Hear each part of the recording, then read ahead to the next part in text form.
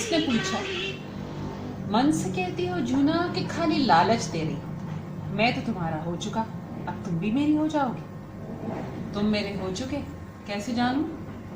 तुम जान भी मांगो तो दे दो। जान देने का मतलब ही समझते हो? तुम समझा दो ना।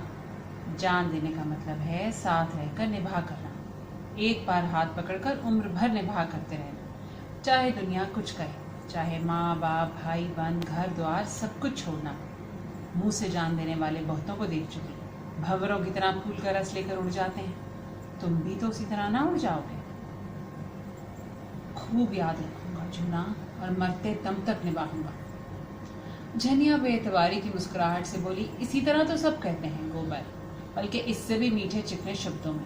अगर मन में कपट हो तो मुझे बता दे, होशियार हो जाऊं। ऐसों को दिल नहीं देती, उनसे तो हंस बोल लेने का ही नाता रखती हूँ। बरसों से दूध लेकर हाट जाती हूँ, एक से एक बाबू महाजन ठाकुर वकील अमले अफसर अपनी चाह दिखाकर मुझे फंसा लेना चाहते हैं। कोई छाती पर हाथ रखकर कहता है झनिया तरसा मत, कोई मुझे नसीली चितवन से घूरता है जैसे प्रेम के मारे बेसुध हो गया।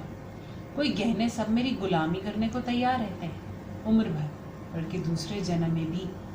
पर मैं इंसों को नस की पहचानती, सबके सब भंवरे रस लेकर उड़ जाने वाले। मैं भी उन्हें लुभाती हूँ, तिरछी निगाहों से देखती हूँ, मुस्कुराती हूँ। मुझे गधी बनाते हैं, मैं उन्हें उल्लू बनाती हूँ। मैं मर जाऊँ तो उनकी आंखों में आंसू ना आएगा, वह मर जाएं तो मैं कहूँगी अच्छा हुआ मर गया। मैं तो जिसकी हो जाऊँगी उसकी जन्म भर के लिए हो जाऊँगी। सुख में दुख में संपत्ति उसी के साथ रहूँगी।